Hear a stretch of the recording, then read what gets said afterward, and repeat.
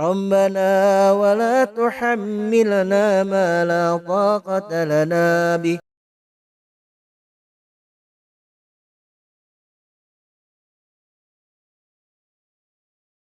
السلام عليكم ورحمة الله وبركاته.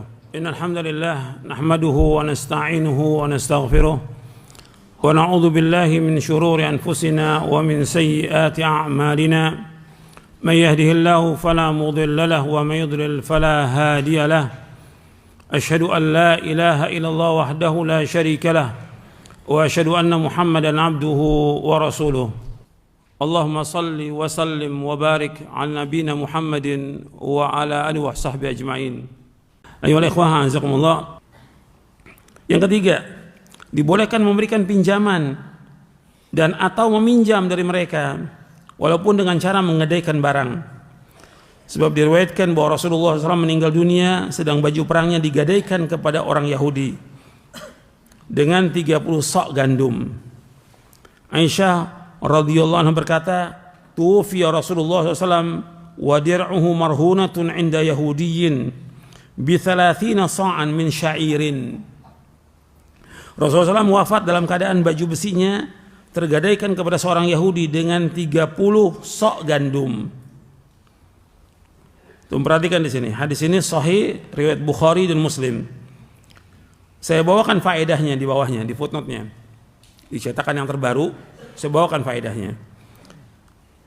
Dalam hadis ini terdapat beberapa faedah, pelajaran penting. Di antaranya, faedahnya banyak ini. Yang A, boleh bermuamalah jual beli, gadai dan lainnya dengan orang kafir selama zat barang tersebut bukan barang yang haram. Maka dimasukkan oleh para ulama dalam kitab-kitab fikih di bab rahan, bab gadai ini. Hadis ini masuk bab rahan, bab gadai. Karena Nabi menggadaikan baju besinya kepada seorang Yahudi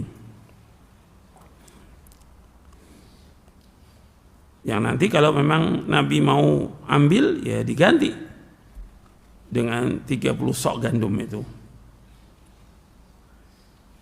Yang B, boleh bermuamalah dengan orang Yahudi dan Nasrani. Boleh bermuamalah dengan orang Yahudi dan Nasrani.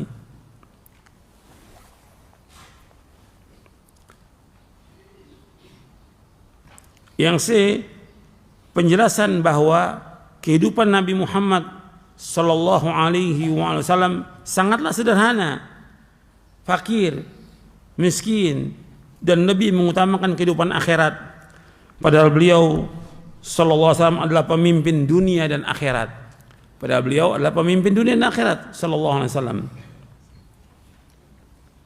Untuk perhatikan di sini Nabi punya 9 istri dan tidak punya gandum di rumahnya. Gak ada sama sekali.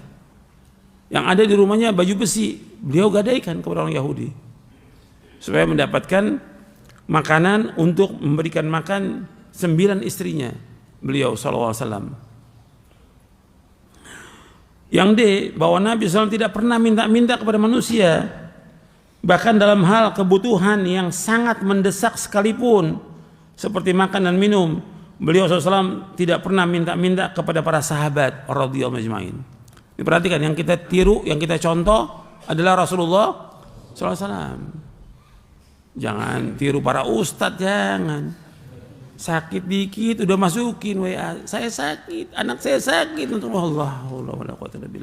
Minta apa di sini? Minta donasi. Hukumnya haram dalam Islam, donasi haram. Minta-minta pada manusia. Hadisnya banyak tentang masalah ini, banyak. Dan itu penghinaan. Dan itu termasuk akhlak yang buruk. Minta-minta pada manusia termasuk akhlak yang buruk. Seperti disebutkan oleh Imam Ibn Hibban dalam kitabnya Raudatul Uqala. Itu akhlak yang jelek, yang buruk, itu minta-minta pada manusia. Nabi nggak mau minta. Kenapa Nabi sama Yahudi? Kalau Nabi gadaikan sahabat, nggak usah Rasulullah, saya kasih aja 30 sok gandum. Nggak mau Nabi dikasih, nggak mau. Punya izzah, punya harga diri, punya kemuliaan dan punya muru'ah. Sekarang nggak ada seperti itu. Gitu. Malah senangnya apa sekarang? Dikasih. Jangan. Selama kita mampu beli, kita beli. Jangan dikasih sama orang. Jangan. Kita harus punya izzah. Kan Nabi sendiri menyebutkan demikian. Wa izzahu istighna'un. Dan kemuliaan seorang muslim dengan dia tidak mengharapkan sesuatu pada manusia. Jangan ada tuh setitik aja mengharapkan, jangan ada. Hilangkan kikis dari hati kita. Kita berharap sepenuhnya hanya kepada Allah yang Maha Kaya, Maha Karim, Maha Dermawan Allah Taala. Jangan mengharap pada manusia, jangan. Jadi Nabi nggak minta-minta dan tidak mengharap dari manusia. Untuk makan 9 istrinya Nabi nggak minta sama sahabat. Dan nggak menceritakan tentang susahnya Nabi. Ini masalah pokok loh, Bu. Makanan tiap hari makan, gandum, nggak ada makanan sehari. Pernah Nabi di rumahnya nggak punya kurma sama sekali, gandum nggak ada, kurma nggak ada. Tapi nggak ngadu pada sahabat, nggak ada. Nggak cerita pada sahabat, diam sudah.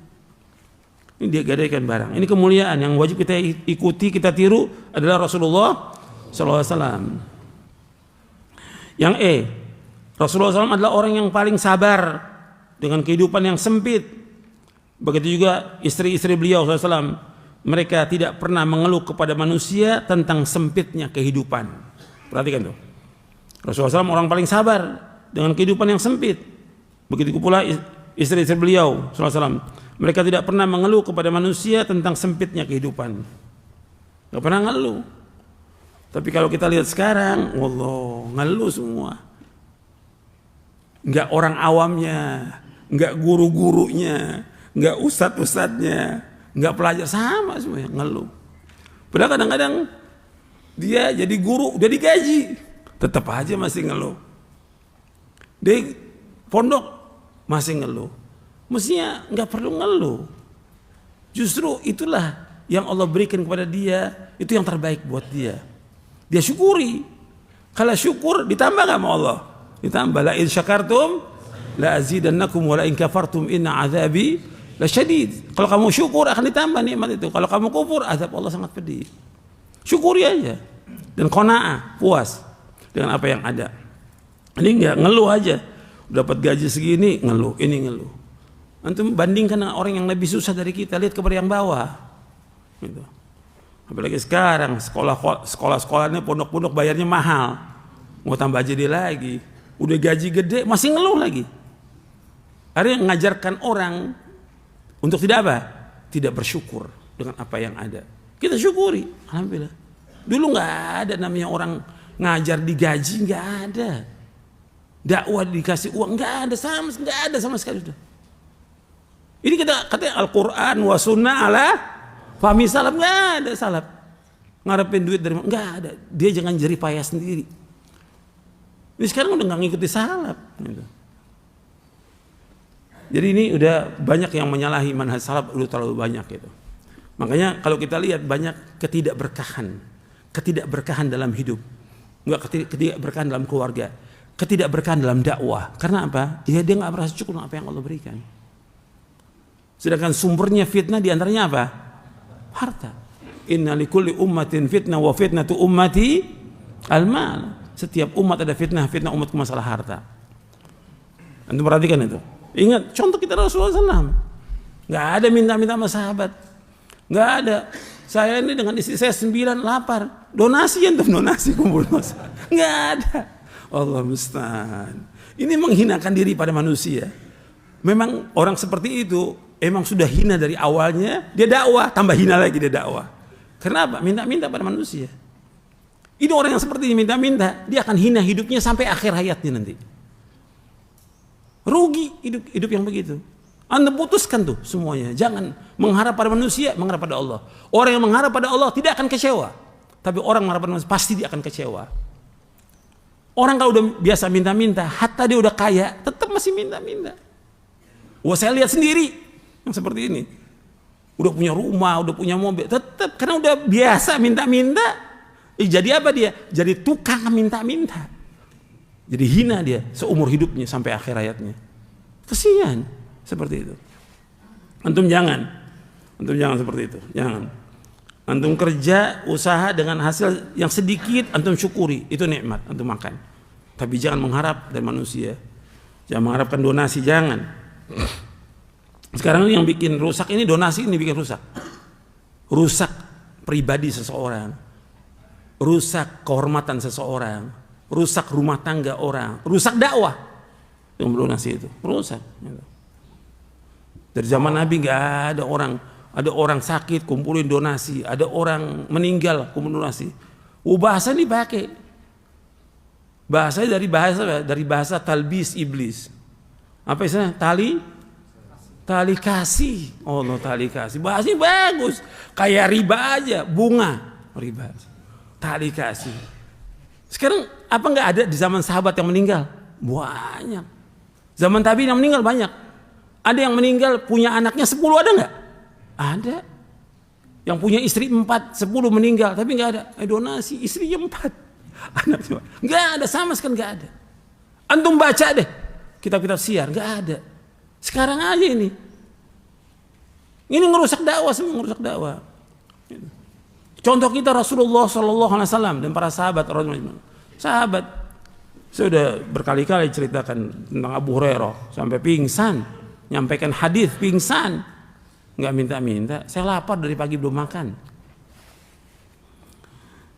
Jadi Nabi nggak pernah tuh mengeluhkan tentang kehidupan yang sempit kepada manusia, tidak pernah sama sekali.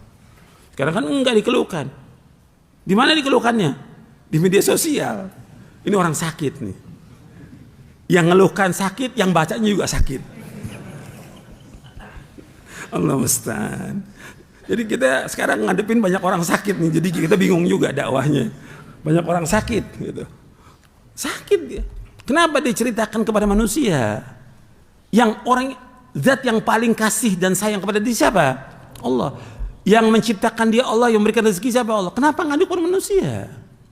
Hatta dia sakit, nggak usah ngadukan pada manusia. Manusia bisa apa? Gitu. Ini udah banyak yang nggak beres yang harus antum perhatikan ini. Gitu. Jadi jangan dianggap biasa tuh donasi itu nggak biasa itu. Itu perbuatan yang baru dalam agama itu. Yang F, tidak pernah Rasulullah menyuruh para sahabat, ini perhatikan ya, tidak pernah Rasulullah menyuruh para sahabat untuk mengumpulkan donasi buat makan beliau dan para sahabatnya. Tidak pernah ada.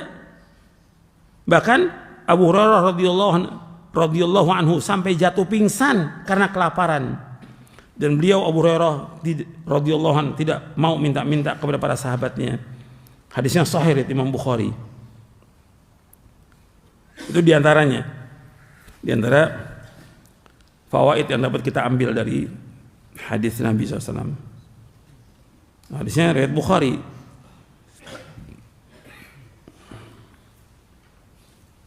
Sebenarnya fawaidnya banyak ini. Fawaidnya banyak. Tapi itu saya cukupkan segitu aja. Saya pikir cukup sampai di sini. Mudah-mudahan apa yang saya sampaikan bermanfaat. Kurang lebihnya saya mohon maaf. Wassalamualaikum Muhammadin sallallahu alaihi wasallam. Subhanakallah wa bihamdik. Asyhadu an la ilaha illa anta astaghfiruka wa atubu ilaik. Assalamualaikum warahmatullahi wabarakatuh.